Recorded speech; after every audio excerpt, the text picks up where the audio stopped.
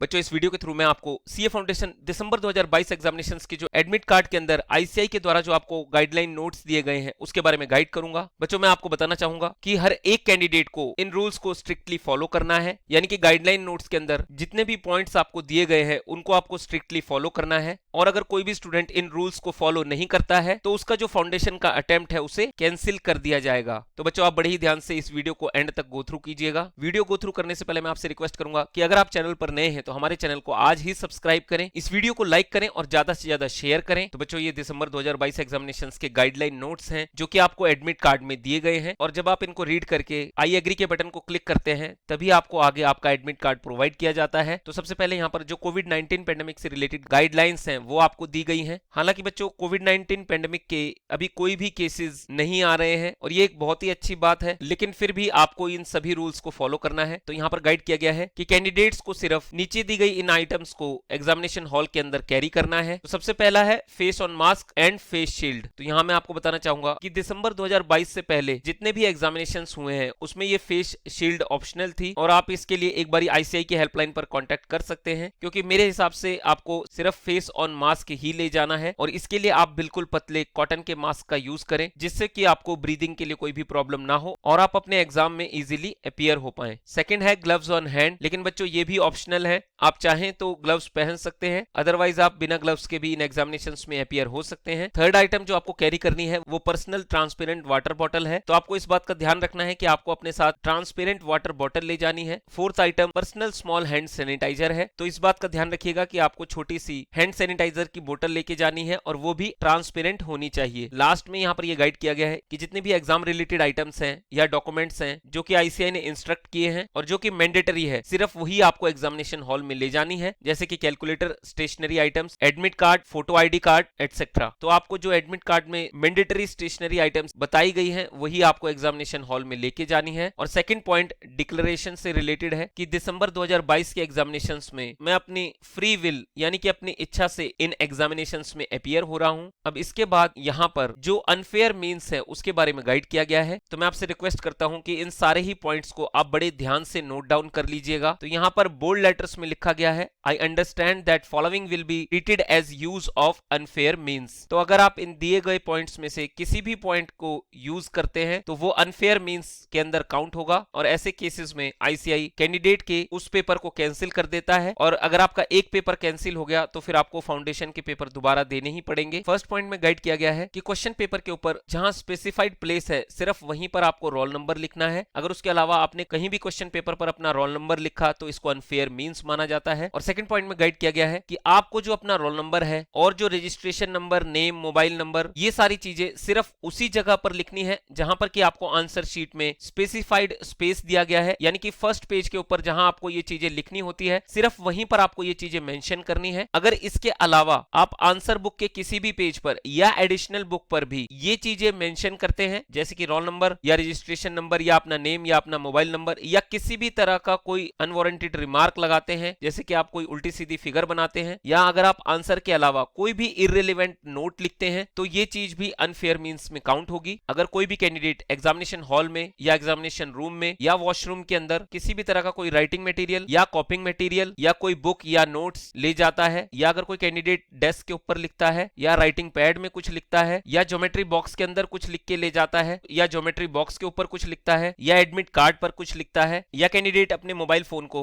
जेब में रख के ले जाता है, चाहे वो स्विच ऑफ कंडीशन में ही क्यों ना हो, या आईपॉड ले जाता है या कोई स्मार्ट वॉच ले जाता है या कोई प्रिंटिंग मॉडल ले जाता है या साइंटिफिक कैलकुलेटर ले जाता है या किसी भी तरह का कोई इलेक्ट्रॉनिक डिवाइस ले जाता है, तो ये सारी ही चीजें अनफेयर मीन्स में काउंट होती है। तो बच्चों आप इस बात का ध्यान रखिएगा कि आपको ना तो एग्जामिनेशन हॉल के अंदर या रूम के अंदर या वॉशरूम के अंदर कोई राइटिंग पैड ले जाना है या किसी तरह का कोई कॉपिंग मटेरियल ले जाना है, ना बुक्स ले जानी है, ना किसी तरह का कोई नोट ले जाना है, ना ही आपको डेस्क के ऊपर कुछ लिखना है, ना ही आपको राइटिंग पैड के ऊपर कुछ लिखना है, ना ही ज्योमेट्री बॉक्स के अंदर कुछ लिखना है, ना ही एडमिट कार्ड के ऊपर कुछ लिखना है, ना ही आप मोबाइल फोन ले जा सकते हैं, ना ही आईपॉड, ना ही स्मार्ट वॉच, ना ही किसी तरह का कोई प्रिंटिंग मटेरियल ले जा सकते हैं। और इन एग्जामिनेशंस में साइंटिफिक कैलकुलेटर या किसी भी तरह का इलेक्ट्रॉनिक इलेक्ट्रॉनिक डिवाइस अलाउड नहीं है। तो अगर आप अकेले ही एग्जामिनेशन सेंटर में जा रहे हैं तो मोबाइल फोन को घर छोड़ के आएं, और अदरवाइज अगर आपके साथ कोई जा रहा है आप अपने रिलेटिव को मोबाइल फोन दे दीजिएगा। अब फोर्थ पॉइंट में यहाँ पर गाइड किया गया है कि आपको आंसर शीट के ऊपर सिंपैथी की अपील करने के लिए कोई भी नोट नहीं लिखना है। जैसे कि कोई भी कैंडिडेट ये ना लिखें कि मेरे पेरेंट एक्सपायर हो गए हैं या रिलेटिव एक्सपायर हो गए हैं, या कैंडिडेट का या पेरेंट का या किसी भी रिलेटिव का कोई एक्सीडेंट हुआ है और वो हॉस्पिटलाइज हुए थे। या आपको ये नोट भी नहीं लिखना है कि सर मेरे कई अटेम्प्ट्स लग चुके हैं तो इसलिए आप मुझे मार्क्स दे दीजिए या ग्रेस मार्क्स दीजिए, या जो मिनिमम रिक्वायर्ड मार्क्स हैं यानी कि 40 मार्क्स अलाउड कर दीजिए। और ना ही आपको एग्जामिनर के लिए कोई डॉक्यूमेंट वहां पर ले जाना है, और ना ही आपको आंसर शीट के ऊपर कुछ इररिलेवेंट लिखना है, और ना ही किसी भी तरह का कोई अनरिलेटेड रिमार्क लगाना है। तो बच्चों आपको सिंपैथी गेन करने के लिए किसी भी तरह का कोई भी नोट लिखना आंसर शीट में अलाउड नहीं है, क्योंकि ये सारी ही चीजें अनफेयर मींस में काउंट होती है। आंसर शीट के ऊपर या एडिशनल आंसर शीट के ऊपर आपको कोई भी स्पेशल सिंबल नहीं लगाना है, चाहे वो रिलीजियस सिंबल ही क्यों ना हो। जैसे कि आपको कोई भी प्रेयर नहीं लिखनी है आंसर शीट के ऊपर, ना ही ओम लिखना है, ना ही स्वास्तिक लिखना है, ना ही स्वास्तिक का सिंबल बनाना है, ना ही 786 लिखना है, और ना ही आपको जय माता दी या जिस भी रिलीजन को आप फॉलो करते हैं तो आपको कोई भी रिलीजियस सिंबल या स्लोगन आंसर शीट के ऊपर नहीं लिखना है। ये भी अनफेयर मींस में काउंट होते हैं। जो कैंडिडेट्स डिसेबिलिटीज से पीड़ित हैं यानी कि जो हैंडीकैप्ड कैटेगरी में आते हैं तो उनको इस बात का ध्यान रखना है कि वो अपने साथ जिन एडिशनल राइटर को एग्जामिनेशन हॉल में लेके जाते हैं तो एडिशनल राइटर का जो एलिजिबिलिटी रिक्वायरमेंट्स हैं जो कि आईसीएआई ने गाइड की गई है वो उसको जरूर फॉलो करें। और जो एजुकेशनल क्वालिफिकेशन है एडिशनल राइटर की, अगर वो फुलफिल नहीं होती है, वो फॉल्स पाई जाती है, तो इसे भी अनफेयर मींस में काउंट किया जाएगा। किसी भी स्टूडेंट को आंसर बुक या एडिशनल आंसर बुक का ना तो कोई पेज फाड़ना है और ना ही आप उस पेज को फाड़कर एग्जामिनेशन हॉल से बाहर ले जा सकते हैं। तो आंसर शीट और एडिशनल आंसर शीट को फाड़ना या उसके पेज को बाहर ले जाना भी अनफेयर मींस में काउंट होता है। Smoking, chewing tobacco, betel nut, gum, तो यानी कि कैंडिडेट अगर स्मोकिंग करता है या च्युइंग गम खाता है या किसी भी तरह का कोई तंबाकू खाता है या मूंगफली खाते हैं, ड्राई फ्रूट खाते हैं, तो इसे भी अनफेयर मींस में काउंट किया जाएगा। अगर कैंडिडेट एमसीक्यू की जो बुकलेट है या डिस्क्रिप्टिव टाइप आंसर शीट है वो इनविजिलेटर को सबमिट नहीं करता है और एग्जामिनेशन हॉल से बाहर जाता है तो ये भी अनफेयर मींस में काउंट होगा। या अगर कोई कैंडिडेट एग्जामिनेशन हॉल के स्टाफ से यानी कि जितने भी फंक्शनरीज हैं या इनविजिलेटर से मिसबिहेव करता है तो इसे भी अनफेयर मींस में काउंट किया जाएगा। या अगर आप किसी कैंडिडेट के साथ बात करते हैं या मिसबिहेव करते हैं तो इसे भी अनफेयर मींस में काउंट किया जाएगा। आंसर लिखते समय या क्वेश्चन पेपर के ऊपर ना तो आपको डिफरेंट इंक्स का यूज करना है, ना ही आपको हाइलाइटर का यूज करना है। तो ये जो हाइलाइटर का यूज है ना तो आप आंसर्स को लिखते समय यूज कर सकते हैं और ना ही आपको हाइलाइटर का यूज क्वेश्चन पेपर के ऊपर करना है, और ना ही आप आंसर शीट के अलग अलग पेजेस के ऊपर डिफरेंट हैंडराइटिंग का यूज कर सकते हैं। तो इस बात का ध्यान रखिएगा कि आपको एक ही हैंडराइटिंग का यूज करना है। अगर कैंडिडेट ब्लैक इंक के अलावा कोई और इंक का पेन यूज करता है या स्केच पेन का यूज करता है या किसी भी पोर्शन को हाईलाइट करने के लिए हाइलाइटर का यूज करते हैं तो इसे भी अनफेयर मीन माना जाएगा। तो बच्चों आप याद रखिएगा कि आपको strictly black ball point pen जो कि आईसीएआई ने गाइड किया है वही यूज करना है, और कैंडिडेट अपनी सीट को विदाउट परमिशन लीव नहीं कर सकता है। और लास्ट पॉइंट में ये गाइड किया गया है कि जैसा कि आपको पता होगा कि जो आपके थ्योरेटिकल पेपर है, पेपर नंबर 1 और पेपर नंबर 2, सिर्फ इसके अंदर ही आप अपना क्वेश्चन पेपर घर ले जा सकते हैं। और जो आपका पेपर नंबर 3 और पेपर नंबर 4 है यानी कि जो एमसीक्यू बेस्ड पेपर्स हैं, इनके अंदर अगर आप क्वेश्चन बुकलेट या ओएमआर शीट या दोनों को ही इनविजिलेटर को सबमिट नहीं करते हैं तो ये भी अनफेयर मींस में काउंट होगा। तो बच्चों आप याद रखिएगा कि paper number 3 and paper number 4 के अंदर आपको क्वेश्चन पेपर और ओएमआर शीट दोनों ही एग्जामिनेशन हॉल के अंदर सबमिट करनी होती है। तो बच्चों ये कंप्लीट गाइडलाइंस हैं और आप इनको बड़े ही ध्यान से